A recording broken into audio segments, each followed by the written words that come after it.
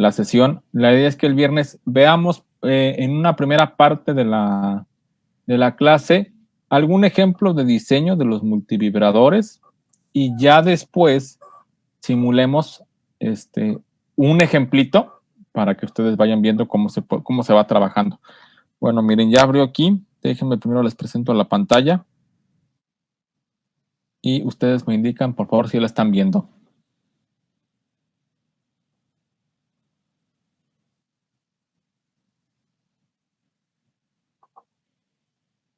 Perfecto, muchas gracias. Entonces, déjenme, perdón, aquí ya está silenciando. Voy a ocultar esto primero y voy a comenzar la grabación.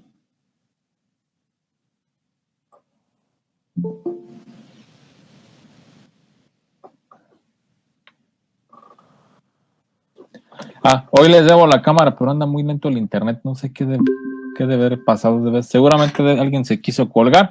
Entonces, si les prendo la cámara, me voy a quedar sin ni hablarle ni poder dar la clase. Entonces, hoy se las debo.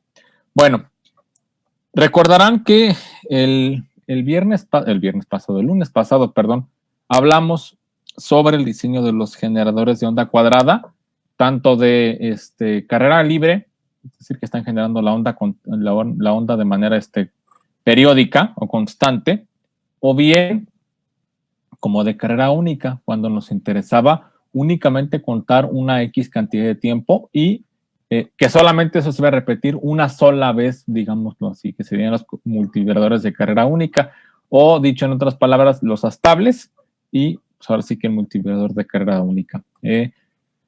Todo eso lo vimos y platicamos un poquito acerca,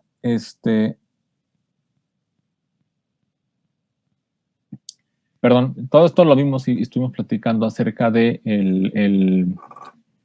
de que esto lo podíamos construir además de un amplificador personal, que es una forma más sencilla de poderlo construir, ¿sí? En este caso, esa forma más sencilla de poderlo construir va a ser con otro tipo de circuitos temporizadores, que en este caso, el que vamos a conocer el día de hoy es el 555. Quizá lo hayan ustedes oído nombrar en algún momento, si no, no se preocupen, no es o no es necesario que lo hayan conocido o hayan oído nombrar, perdón. Pero para los que no han escuchado hablar sobre el 555, se los presento. Bueno, déjenme saludar aquí a sus compañeros. Se los voy presentando. Aquí en pantalla están viendo el esquema básico de cómo está construido un 555.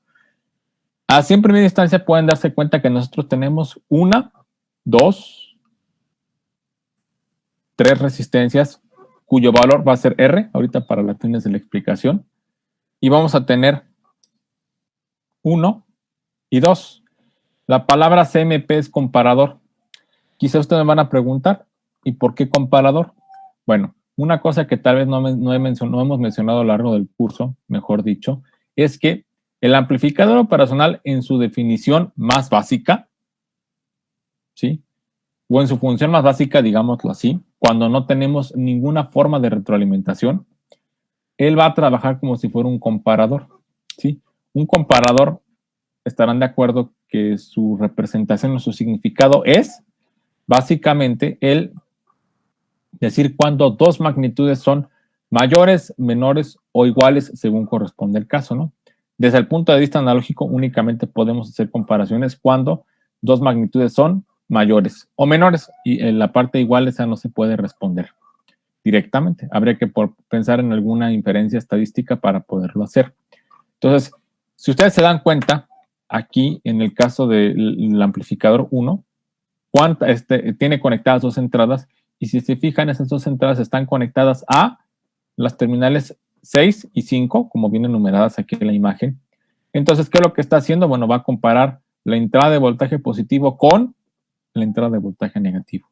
Y hago esta mención porque los comparadores nos van a servir justamente para poder plantear nuestro circuito tanto de diseño del multivibrador estable o el de carrera libre, o bien el contador de carrera única. Entonces, bueno, decíamos, tenemos nuestros 3 resistores y tenemos los 2 comparadores. Adicionalmente, vamos a tener el flip-flop, porque recordarán que cuando hablamos del flip-flop dijimos que era un elemento de memoria,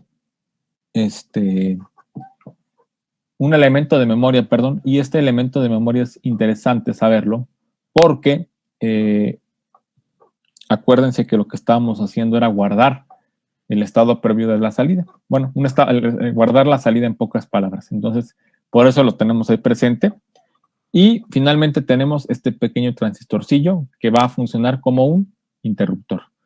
¿Se acuerdan cuántas regiones de operación tiene un transistor? Según de sus clases de electrónica analógica.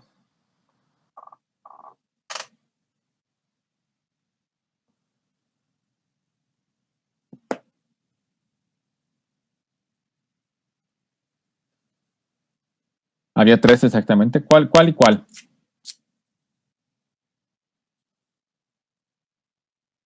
Ajá, sí, así es.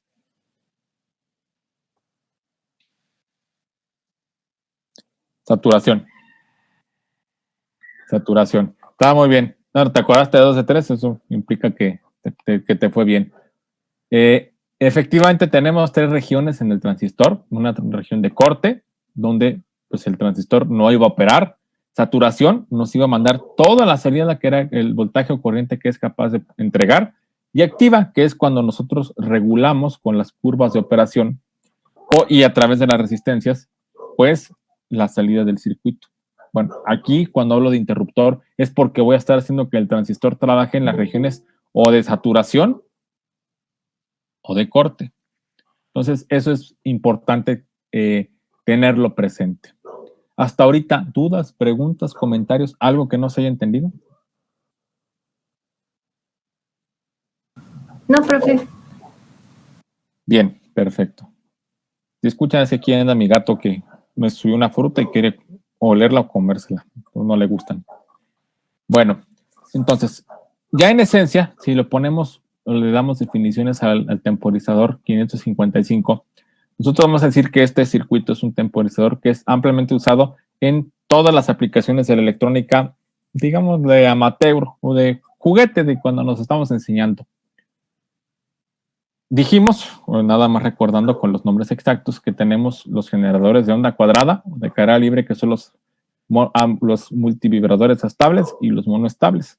Y la ventaja es que este 555, haciendo un acomodo inteligente de los componentes externos, podemos nosotros provocar que podamos tener ambas formas de operación con un solo integrado, con las ventajas que esto conviene. Se fijan, aquí nosotros ya no nos preocupamos por saber si el amplificador si lo conecté bien, si lo alimenté bien. No. Ya nos quitamos de problemas. Miren, aquí está. Tenemos únicamente voltaje de alimentación positivo y mi tierra. Y 3 señales con las que me tengo que preocupar y nada más, párenle de contar. Entonces, teniendo esto en cuenta, vamos a trabajar o vamos a describir cómo trabaja el 555 como un generador estable o un generador de onda cuadrada. Bueno, quiero que observen con mucha, déjenme aceptar, quiero que observen con mucho detenimiento, perdón, la forma en la que están conectadas las resistencias, ¿sí? En este caso tengo 2 resistencias RA y RB.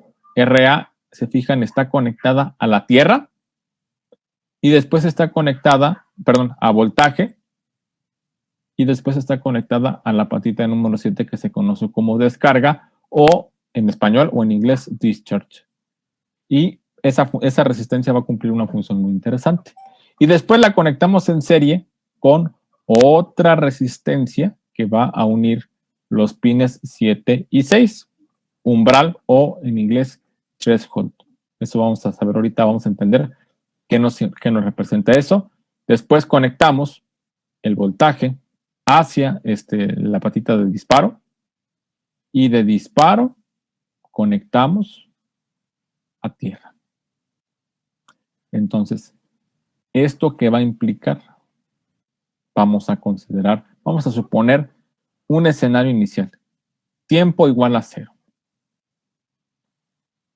Se fijan o recordarán aquí en disparo nosotros tenemos, es la entrada a uno de los comparadores. Entonces, ¿qué es lo que estoy haciendo? Bueno, cuando tengo en tiempo igual a 0, mi capacitor evidentemente va a estar descargado, porque lo tengo puenteado entre 2 y la Tierra, que es en este caso en la patita 1. Por consiguiente,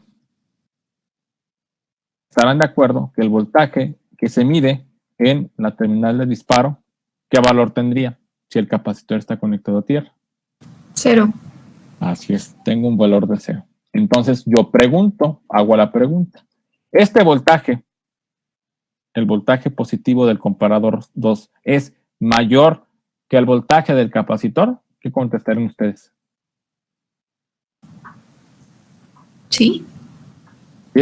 Si digo que sí, entonces ¿qué respuesta voy a dar? Bueno, pues esto me va a dar eléctricamente, cuando es verdad, pues me va a dar voltaje de alimentación, o si no me va a dar un 0, en pocas palabras. Entonces, esta comparación me va a dar un 1. ¿Y qué creen? Que este flip-flop tiene una bonita propiedad, que es, se fijan, dos entradas, R y S. Entonces, ahorita vamos a pensar que R vale 0. ¿Sí? Set, S representa set, se recordarán del inglés, set es fijar. Entonces, la salida o la entrada de este flip-flop va a ser el set. ¿Y qué va a pasar? Bueno, pues que la salida va a ser un 1. Por otra parte, este flip-flop tiene una capacidad muy interesante, ¿sí? Que la salida, Q, representa así el circuito, también tiene una parte complemento o negada. O sea, mi salida también la niega y me da esa salida para poder trabajar con ese valor digitalmente según me convenga. Entonces, si mi salida es 1, la salida negada están de acuerdo que ¿cuánto va a valer? 0, ¿no? Sí. Entonces, ¿qué va a pasar? Bueno, pues la salida negada va a ser 0. ¿Y cuánta corriente está circulando por el transistor? Por la resistencia por el transistor. Si la salida es 0, o sea, no hay voltaje. Exactamente. ¿Qué es lo que nos va a decir aquí el circuito? Lo anterior va a provocar que cuando Q sea 1, el valor de este transistor o el interruptor va a estar en corte. ¿Y qué va a provocar en ese momento? Bueno, como está en corto, fíjense bien cómo está conectado. Estarán de acuerdo que aquí, este voltaje, siguiendo toda la cadena, ¿hasta dónde llega hasta dónde termina esa cadena de conexión? ¿Hasta qué valor o hasta qué pin? Al 8, ¿no? Sí. Que es el voltaje de alimentación. Entonces, ¿qué vamos a provocar? Si aquí es 0, bueno, estamos midiendo 0 la Tierra, y tenemos aquí un voltaje que es que está al que se ve sometido el capacitor, que es VCC, pues ¿qué vamos a provocar? Que ese capacitor se esté cargando, ¿verdad? Entonces, ¿qué vamos a pasar? Se va a cargar. ¿Hasta dónde se va a cargar? Bueno, pues hasta que llegue, se sature el valor del capacitor. Entonces, ¿qué es lo que va a estar pasando? Fíjense bien. Entonces, ¿qué vamos a estar haciendo? Bueno, el capacitor se empieza a cargar y resulta que el disparo ya no va a ser 0, sino que gradualmente va a empezar a incrementar. ¿Qué creen que suceda cuando los voltajes, el voltaje del capacitor sea mayor que el voltaje que tenemos aquí de referencia a este comparador? ¿Qué pasaría con la salida? Sería 0. Se hace 0, por lo tanto, es la terminal S, que es la que fija la salida del flip-flop, se convierte en 0, por consiguiente, aquí le voy a poner un 0. Entonces hagan de cuenta que estábamos nosotros aquí y luego cambio, está en 0. Si niega, pues nos va a dar ahora un 1. ¿Y qué creen que va a pasar con el transistor? Llega corriente a la base, ¿no? Sí. Provocamos el cambio de estado. Si estaba en corte, va a pasar a saturación. Por lo tanto, vamos a provocar que, como el transistor entra en corte, estarán de acuerdo que así como está conectado, ¿qué va a pasar? Pues lo que yo tenga en el colector, el voltaje que tenga en el colector se va a salir por el emisor. En pocas palabras, voy a descargar el capacitor. Y al descargar el capacitor, pues va a estar cambiando el voltaje de disparo. Lo llego a descargar. ¿Y qué va a provocar? Pues que otra vez cambie el voltaje del capacitor a 0. Cambia la salida del comparador y se repite el ciclo. Entonces, se fijan esto, periódicamente el ciclo se está repitiendo constantemente. Ya no tenemos que preocuparnos porque el amplificador esté nada de eso. Únicamente el capacitor y que yo lo tenga en mis conexiones externas bien hechas, es el que va a controlar este ciclo de carga y descarga. Entonces, de esta manera, el 555 con un solo comparador es capaz de poder trabajar con él. ¿Dudas, preguntas, comentarios? ¿Algo que no se haya entendido de la explicación? No, profe. Muy bien, entonces, teniendo esto en cuenta, ya es posible yo que fije a partir de RA y RB la frecuencia de operación o la frecuencia de oscilación de esta onda, que sigue el ejemplo que está aquí presente, y también yo puedo controlar un parámetro que se conoce como ciclo activo. De pura casualidad, han trabajado con ondas PWM cuando han trabajado con algún microcontrolador o con un motorcillo de juguete? ¿O han escuchado hablar primero de lo que es una onda PWM?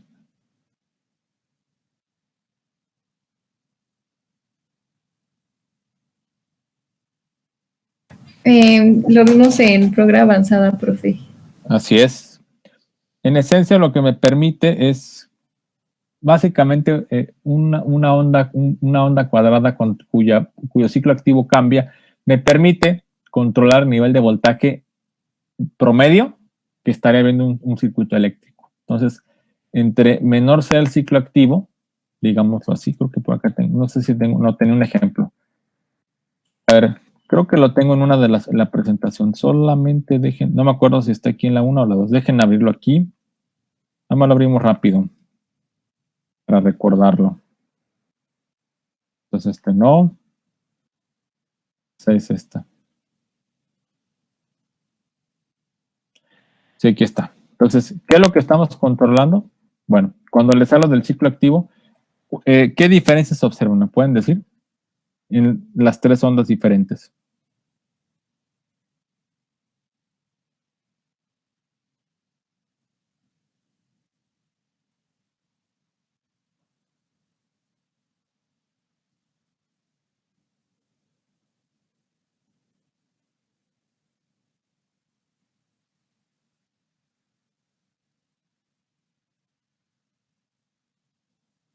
Sí, tiene un ciclo de trabajo diferente. ¿Y eso qué crees que implique?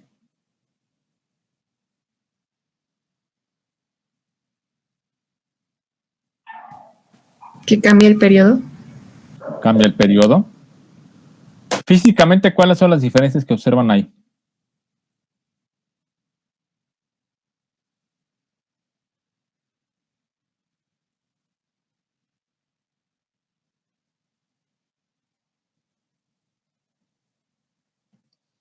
Vean, quiero que sean, bueno, si no lo alcanzan a percibir, ¿dónde está mi cursor? Es la duración del ciclo positivo cambia. Así es, exactamente. Lo que estamos viendo aquí, déjenme poner aquí que no encontraba mi cursor. Este tiempo, el tiempo que la señal permanece en alto, cambia según el ciclo activo. Entre más cercano o entre más tiempo permanezca en alto la señal, si nosotros le sacamos el promedio, ¿cuál creen que tenga mayor promedio? El área, perdón. ¿Cuál creen que tenga más área? ¿Esta onda o esta onda?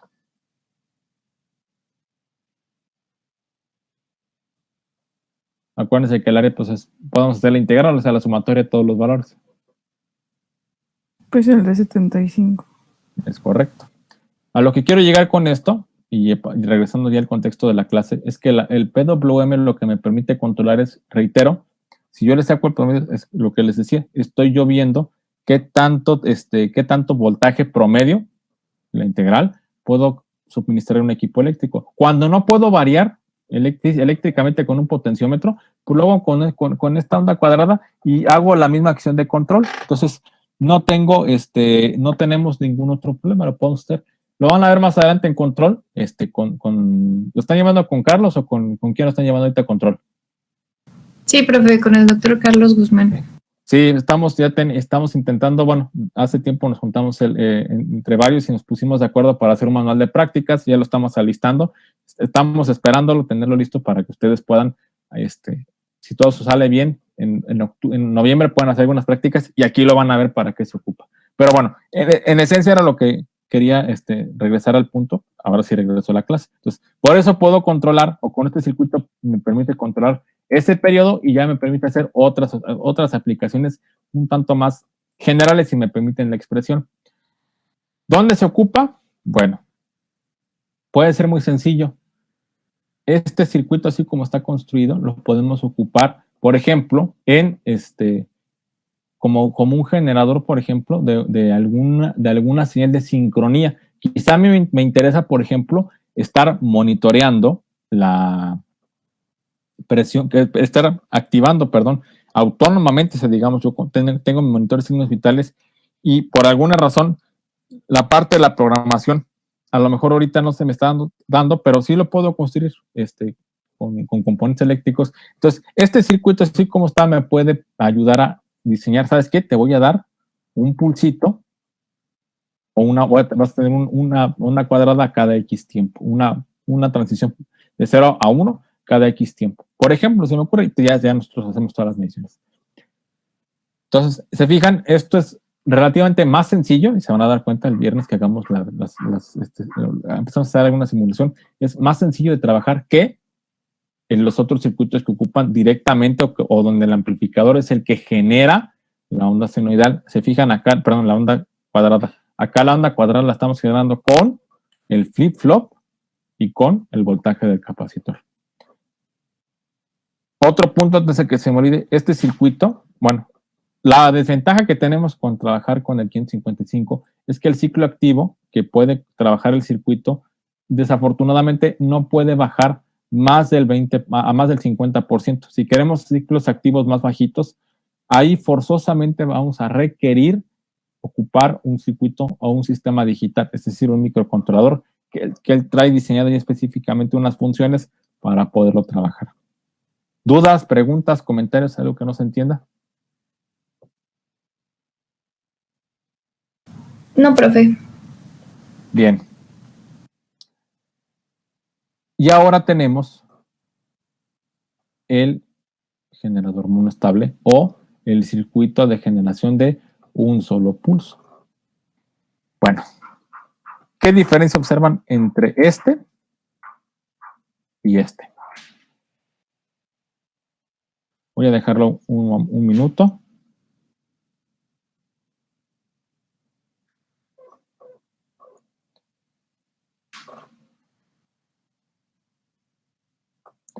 Sí, acabas de decirnos, Iris, las diferencias fundamentales. Es correcto, Iris. ¿Qué observo? Solamente tengo una resistencia, R. Y R va de voltaje a la terminal de umbral. Y después de umbral conecto a descarga y mi capacitor lo conecto a tierra. Nada más. Lo que tengo que se conecta de manera externa es una fuente de señal, una fuente de voltaje. Entonces, ¿qué es lo que va a pasar internamente en el circuito? Vamos nosotros a pensar, para el ejemplo del monoestable, buscando, aquí está. Voy a quitar esta parte para que no nos hagamos cambios. Acuérdense que ahorita disparo, déjenme cerrar esta también que me está haciendo. Acuérdense que disparo representa una fuente externa en este momento. Seguimos trabajando con un solo comparador. Bueno, hasta ahorita está conectado un solo comparador, aunque ya tenemos voltaje en 6, en umbral. Entonces, Para fines de la para fines de la definición, para fines de la explicación, perdón, vamos a considerar que esta fuente de voltaje va a ser un 1, va a estar siempre activa. Entonces, ¿qué va a pasar? Cuando yo mantengo el voltaje de la entrada disparo o descarga en alto, voy a regresar al circuito donde tengo los bloques, están de acuerdo que sigo teniendo mi comparador 2 trabajando. Entonces, si lo mantengo en alto, por obvias razones estarán de acuerdo que el voltaje que se llega a la terminal positiva es mucho menor al voltaje que llega por la terminal de disparo, ¿verdad? Por la caída de las resistencias. Entonces, Sí. si disparo está en alto, si disparo está en alto, pues la salida de mi circuito o de mi comparador va a ser un 0. Y por lo tanto la salida va a ser un 0. Después, por alguna razón, obviamente, sabiendo que tenemos la salida en 0, la salida negada va a ser un 1. Espérenme, aquí está. Tenemos un 1 aquí. Y bueno, como lo vimos, finalmente el transistor va a estar en corte. Entonces, por alguna razón, mientras disparo esté en 0, pues, perdón, en 1, no hay un cambio de voltaje, en pocas palabras, el circuito va a estar estable, no va a hacer nada. Pero resulta ahora, o consideremos, que cuando hay un cambio de voltaje en disparo, es decir, cuando aquí cambia el voltaje lo suficiente, voy a provocar un cambio en la salida del circuito, ¿no? En la salida de mi comparador. Y esa salida del comparador, pues ahora va a ser un 1. Por lo tanto, cambia el circuito, cambia la salida a 1, la salida negada es de 0, y ahora tengo el capacitor que va a empezar a cargarse, en pocas palabras. Lo voy a empezar a cargar. Con lo que estoy diciendo aquí. Cuando el voltaje del capacitor cambia, ¿qué voy a provocar? O cuando el voltaje del capacitor nivela las entradas, fíjense bien, disparo, hasta ahorita he dicho que cambié y ya no me voy a preocupar por él. Pero ahora si se fijan, ustedes, el capacitor, ¿a dónde lo conecté? A 6, ¿no? A la terminal de umbral, a la número 6. No, perdón. Aquí está, sí. El voltaje del capacitor lo estoy conectando a la terminal 6, que es la de umbral. La terminal 6 es aquí.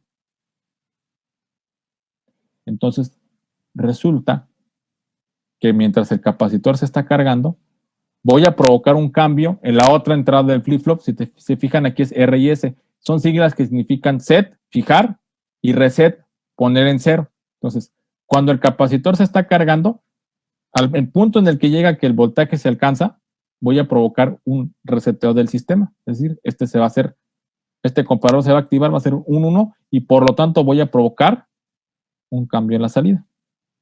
0. Por lo tanto, la salida negada se hace 1. ¿Y qué creen que va a pasar? Se va a descargar el capacitor. Entonces, este ciclo ya, y bueno, y voy a permanecer en el estado mientras el voltaje de disparo o mientras la terminal del disparo no tenga cambios de voltaje. ¿Se fijan? Hice un único ciclo cambiando el disparo, cambiando el voltaje a la terminal del disparo. De esta manera ya es posible que yo analógicamente pueda plantear el diseño de mi temporizador de carrera única o monestable. Y si se fijan, pues aquí el voltaje, el tiempo que dura esta parte de la señal, el periodo, pues en pocas palabras, se define como 1.10 por RC. Hago una pregunta. Si yo quiero contar un tiempo lo suficientemente amplio ¿Cuál creen que deba ser el valor del capacitor? ¿Un valor grande o un valor pequeño? Anteriormente ya lo había hecho, pero para recordar y refrescar su memoria.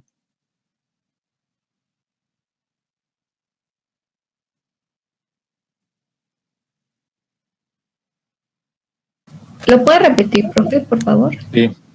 La pregunta es, si yo quiero contar un tiempo o quiero que T sea más grande, que llegue, por ejemplo, hasta acá,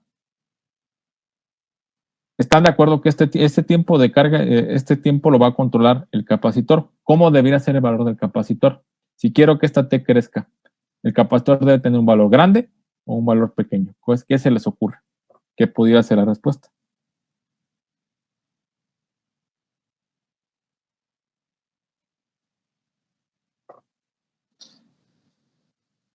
Grande. Exactamente. Si quiero contar un microsegundo, un milisegundo o 20 milisegundos, el capacitor que me va a pedir es un capacitor grande. Y si ustedes se fijan, aquí es importante que el capacitor no tenga polaridad, porque se carga puede cargarse o puede descargarse. Usualmente tiene la polaridad que por aquí entra voltaje y por aquí sale, pero en instantes, en algunos instantes de las operaciones, cuando hay las transiciones, cambiamos el sentido de la carga o la descarga. Entonces, si pongo un capacitor polarizado, no voy a poderlo trabajar. Por lo tanto, también aquí este circuito no me va a servir para contar tiempos muy extensos, o sea, 1 o 2 segundos. Hay que buscar otras soluciones de temporizar el tiempo, más porque esta, pues, reitero, es una aplicación no tanto de laboratorio, pero a lo mejor donde el tiempo puede ser algo más pequeño que yo necesito estar contando. Bueno, se fijan, los dos circuitos son relativamente más sencillos de estar trabajándolos así. Solamente tengo una ecuación de diseño, fijo el capacitor y encuentro la resistencia si quiero el generador de pulso único, o bien, si quiero generar el generador de onda cuadrada con el 555, pues tengo que fijar yo como parámetros de diseño, pues cuánto vale el ciclo activo y a lo mejor la frecuencia. Tengo dos incógnitas, RA y RB, y con los ciclos activos puedo yo, perdón, tengo dos incógnitas, tengo dos ecuaciones, puedo plantear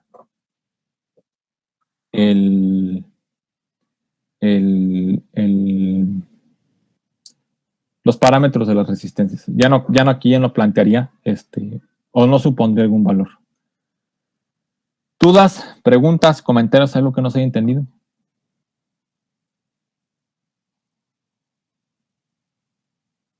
Todo bien, profe. Bueno, ¿queda clara la explicación del circuito? Sí, profe. Muy bien. Bueno, entonces, como no hay... Perdón, Iris. Sí.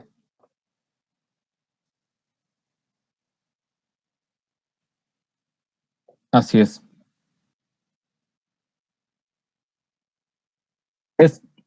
Desafortunadamente, para encontrar los valores de las resistencias que cumplan con los parámetros que tú le estás pidiendo, necesitas fijar la frecuencia y necesitas fijar el ciclo activo.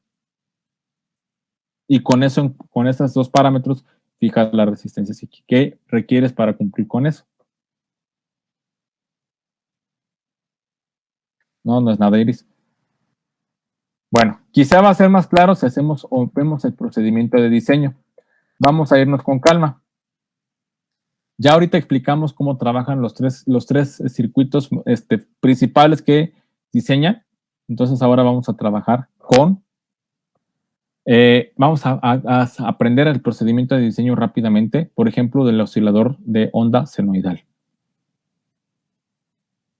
Entonces, esta es la siguiente presentación. Ahora nos regresamos, pero ahora vamos a ver cómo se diseña. En primera instancia, ya una aplicación práctica o una condición práctica para que el circuito pueda empezar a oscilar es que forzosamente vamos a requerir nosotros que la resistencia de nuestro puente de bien, se fijan aquí, es esta capacitor, esta resistencia, sea 2. O sea que R1 y R2 sea R2 sobre R1 sea exactamente 2. Para que comience a oscilar. Eso nos dice la teoría. Y asimismo, lo que sí también podemos conocer es que el valor, o lo que podemos plantear es que el valor de la frecuencia máxima del circuito, de esta frecuencia de oscilación máxima del circuito, vamos a poder generar ondas hasta de 10 kHz. Si requerimos ondas más grandes, ya tendríamos que entrar con otros tipos de circuitos que se conocen circuitos tanque. No viene al caso ahorita mencionarlos, nada más lo menciono como sus fines prácticos. Entonces, para lo que podemos trabajar hoy, con eso queda, para lo que podemos trabajar aquí en el laboratorio, está más que sobrado esos 10 kHz. Entonces, reitero, siempre que vamos a empezar a diseñar para un generador de onda sinusoidal, vamos a procurar que R2 sobre R1 sea 2 y que la frecuencia que queramos, sobre la que queramos diseñar, no sea mayor a 10 kHz. Con esto, el procedimiento de diseño se lo resumo ya en estos pasos muy sencillitos, ¿sí? Primero tengo que saber qué frecuencia quiero. Entonces, para eso, con eso voy a plantear la frecuencia y a fijar el valor del capacitor. ¿Por qué? Porque es más fácil, bueno, en teoría es más fácil que yo pueda encontrar una mayor cantidad o una mayor variedad de valores de resistencia a que tengan que ajustar los capacitores. Por eso lo voy a fijar. Entonces, encuentro fijo la frecuencia de oscilación del circuito, fijo el valor del capacitor y a partir de la formulita que están viendo aquí en pantalla, F0 es igual a 1 sobre 2 pi RC, despejo para encontrar R y que sería estas dos R's. Y ya, ¿qué otro parámetro me hace falta encontrar? Pues R2 sobre R1. Y básicamente, pues, yo propongo o puedo plantear, por ejemplo, que R2 sea 2 veces R1. Entonces, en conclusión, determino o establezco la frecuencia de oscilación del circuito, fijo el valor del capacitor, encuentro el valor de la resistencia y fijo el valor de la resistencia 1, de tal manera que la resistencia 2 sea 2 veces la resistencia 1. Con eso, ya la armé para diseñar mi circuito. Poniendo un ejemplo aquí. Vean, aquí se los estoy planteando. Diseña un oscilador sinusoidal que tenga una frecuencia, perdón, aquí no es cuya, que tenga, no, así va. Diseña un oscilador sinusoidal cuya frecuencia de oscilación sea de 100 Hz. Entonces, yo, Carlos Pérez, se me ocurre plantear que el capacitor lo voy a poner de 220 nanofarads. Se me ocurre ese valor, no hemos establecido una relación directa de saber si sí o si no. Y digo, como estoy trabajando con resistencias de precisión, vamos a ponerla de 1 kHz de precisión. Ese existe. Entonces, con los espejes que tengo planteados aquí, sustituyo los valores y me dice, por ejemplo, que R va a ser de 7.234 kHz. O si lo redondeo, abriendo el libro, que lo voy a hacer para que lo vean.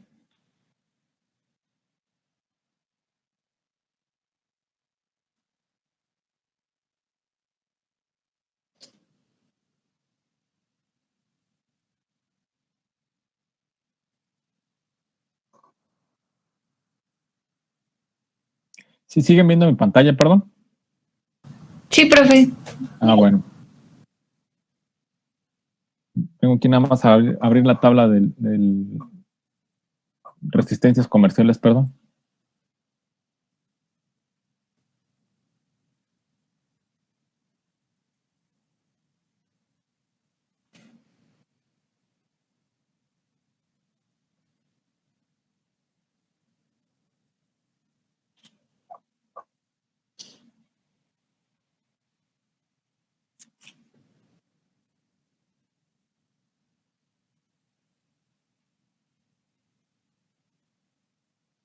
Y aquí está.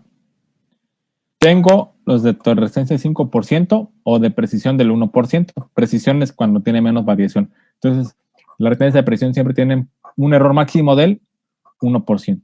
Se fijan, aquí tengo estos 100, 102 son, al igual que acá, múltiplos. Yo puedo hacer que esto valga 100 ohms, 1 ohm, 0.1 ohms. Yo lo determino. Digo, pues aquí para mí va a valer, este 100 es 1 kilohertz, no hay problema. El problema me dice que me daba, al sustituir los valores, perdón, la resistencia que me daba, que cumplía, era una de 7.234. Me fijo aquí a ver si había de pura chiripa, hay un 723, me voy por acá. Y se fijan, hay un 698, 715 o 732. 7.23 está más cerca de 7.15 o 7.32. ¿Qué dirían ustedes?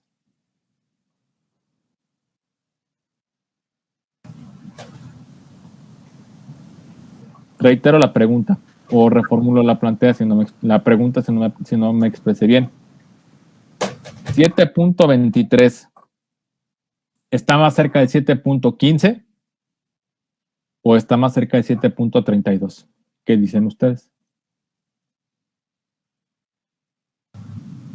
De 7.15. Sí, si hacemos la resta, por ejemplo, 7.23 menos 7.15, pues va a quedar 0.08 y 7.32 menos 7.23 nos va a quedar 0.09.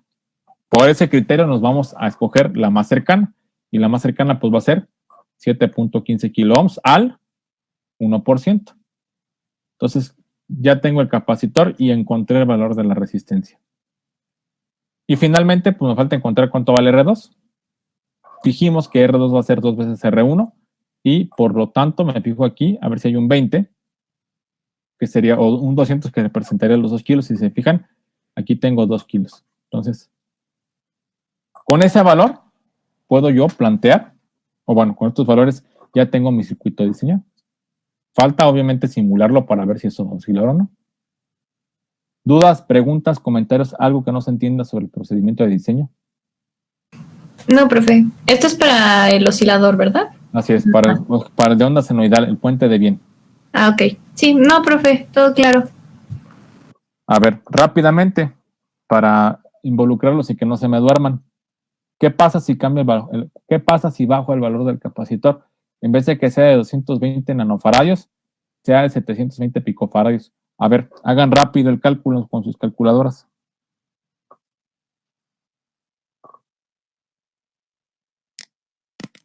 ¿700 qué, profe? ¿20? ¿Dijo? No, 220 picofaradios. Ah, 220. Ok.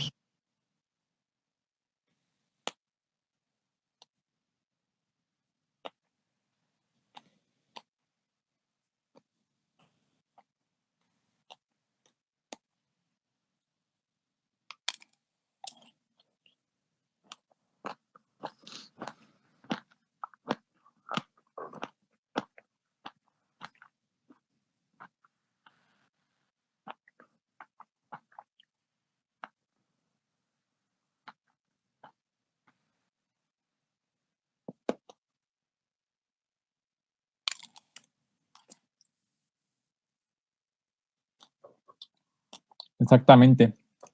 7.23 megaohms. Se fijan, yo tengo una frecuencia, 100 Hz es algo relativamente, no es lento, pero para fines de la electrónica es lento. Entonces, si tengo una frecuencia lenta y pongo un capacitor chiquito, el problema va a ser que la resistencia tiene que ser muy grande. Recuerden que habíamos mencionado que nosotros en cualquier circuito, a menos de los que nosotros manejamos, no podemos poner resistencias mayores teóricamente 1 megaohm, ya para fines prácticos 750, 500, entre 500 kilo ohms hasta 750 kilo ohms. Yo tendría ese problema. La resistencia me queda muy grande. Por otra parte, ¿cuál sería el siguiente múltiplo más grande de nano?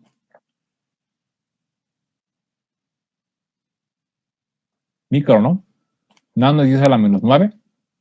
Micro. Pico. Más grande, no más chiquito. Ah, perdón, profe. No te preocupes. Sí, micro. Pico es 10 a la menos 12, nano 10 a la menos 9, micro 10 a la menos 6. A la menos 6. Sí. O sea, si quisiera bajar la resistencia, perdón, si quisiera así bajar el valor de la resistencia, pues me puedo ir un múltiplo hacia arriba. El problema es que los capacitores de 220 microfaradios, pues tengo una sorpresa. No son cerámicos, son electrolíticos. Entonces, aquí hay que jugar muy finamente para encontrar los valores que me permitan únicamente trabajar con capacitores no polarizados. ¿Dudas, preguntas, comentarios, algo que no se haya entendido? No, profe. Quedó claro. Muy bien.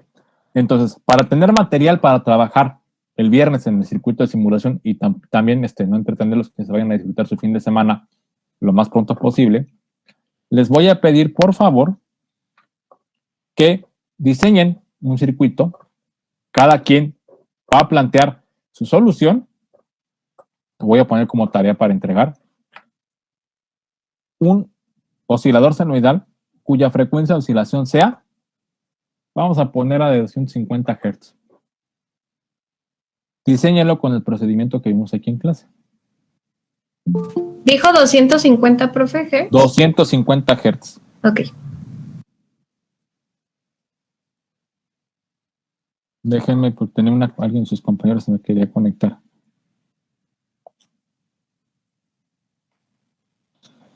Sí, reitero. Diseñar un oscilador de onda senoidal cuya frecuencia de oscilación sea 250 Hz. ¿Sí? Ya planteamos el procedimiento.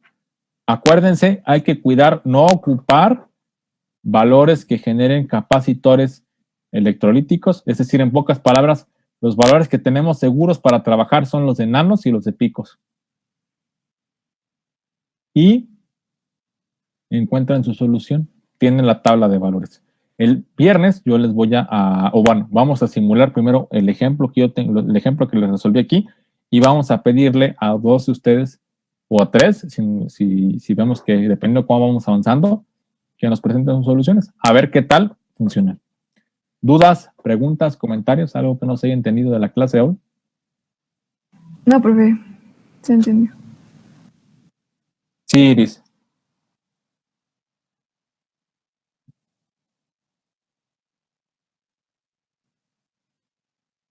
Ajá.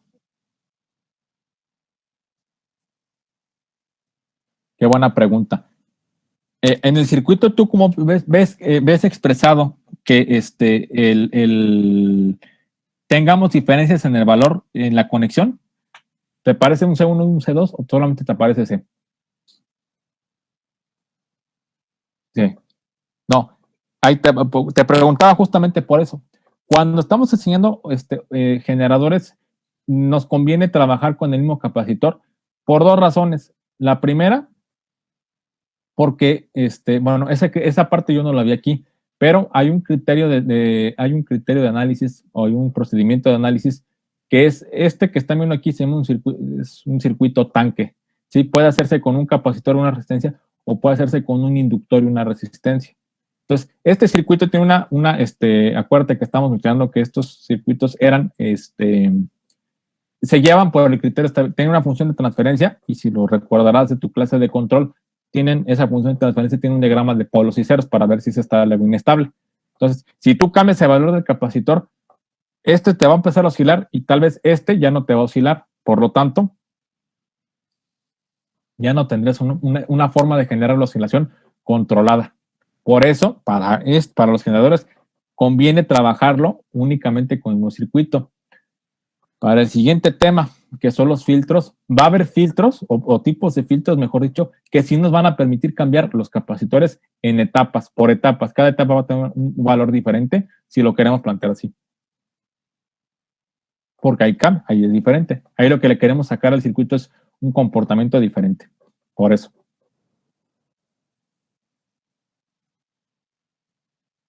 ¿Me expliqué?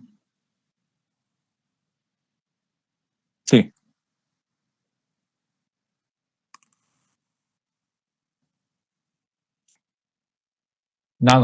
Enanos. Los cerámicos enanos. Hay unos que son micros, pero son muy caros.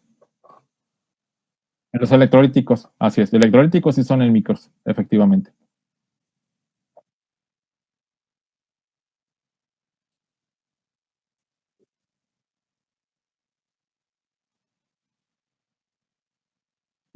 Sí. Depende. Por ejemplo, aquí, tal vez aquí, en este circuito del puente de bien, tal vez el capacitor de la retroalimentación tal vez pudiera quedar como un electrolítico, porque no tiene tantos cambios de polarización.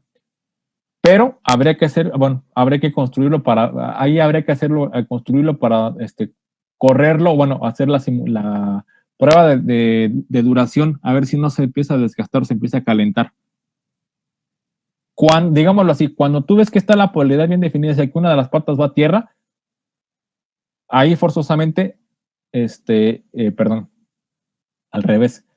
Cuando tú ves, cuando tienes el circuito y tú ves, o por tu análisis te das cuenta que en una de las partes del circuito la polaridad de voltaje no va a cambiar, entonces sí puedes usar el electrolítico. Con sus riesgos, ¿no? Pero puedes usarlo y seguramente a lo mejor te va a durar menos tiempo trabajando, pero te va a funcionar. Cuando hay cambios en la polarización, en ese momento el electrolítico ya no es una opción.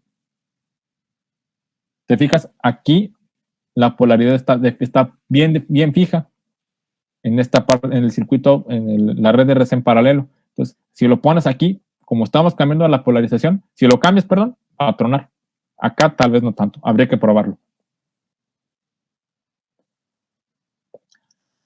Contestando tu pregunta, y también complementándola, una pregunta interesante y que eso fíjate que nunca la habíamos hecho, quizás sería bueno ver si la podemos conseguir, lo más que ya pedí componentes, es que un día te des una vuelta a la electrónica y veas si encuentras capacitores no polarizados de un microfaradio. Se supone que su número es el 105. Deberían estar disponibles, ese es el valor más grande al que llegan, y ahí podríamos hacer la prueba con ese 105.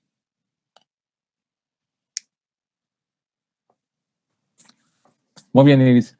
¿Más dudas, más preguntas, más comentarios que llegaron a tener? ¿Queda clara la tarea? Perfecto. ¿Los demás? Sí, de mi parte también, todo claro. Muy bien. Ahorita que te haces por aquí, hasta hoy le dejamos hasta aquí. Ahorita le subo las grabaciones. Bueno, la grabación se tarda un poquito más, pero le subo la presentación para que hagan la tarea y les programo la tarea. Entonces, el viernes nos toca a las 5:30, ¿verdad? Si no me falla la memoria. Pero entonces...